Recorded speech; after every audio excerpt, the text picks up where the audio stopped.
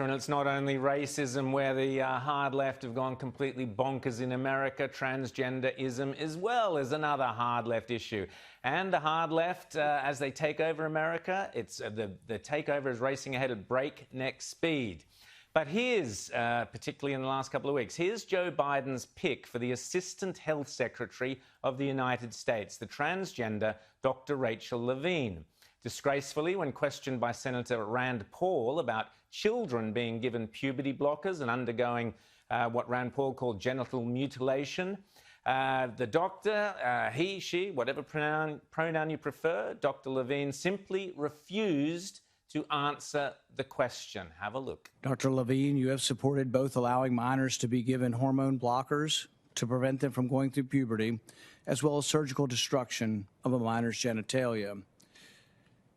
Like surgical mutilation, hormonal interruption of puberty can permanently alter and prevent secondary sexual characteristics.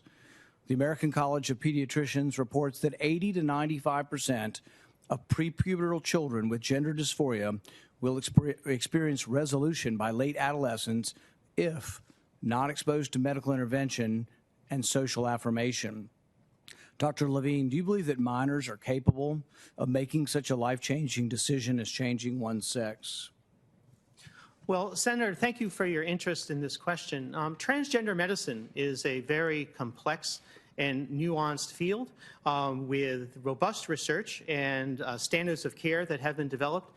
And if I am fortunate enough to be confirmed as the Assistant Secretary of Health, I would look forward to working with you and your office and coming to your office and discussing the particulars of the standards of care for transgender medicine. What I'm alarmed at is that you're not willing to say absolutely minors shouldn't be making decisions to amputate their breast or to amputate their genitalia.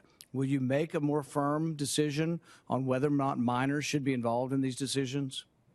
Senator, transgender medicine is a very complex and nuanced field, and if confirmed to the position of Assistant Secretary of Health, I would certainly be pleased to come to your office and talk with you and your staff about the standards of care and the complexity of this field.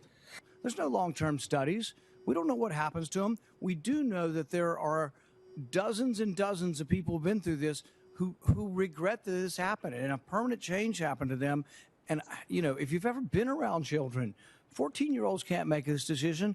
In the gender dysphoria clinic in England, 10% of the kids are between the ages of 3 and 10. We should be outraged that someone's talking to a 3-year-old about changing their sex.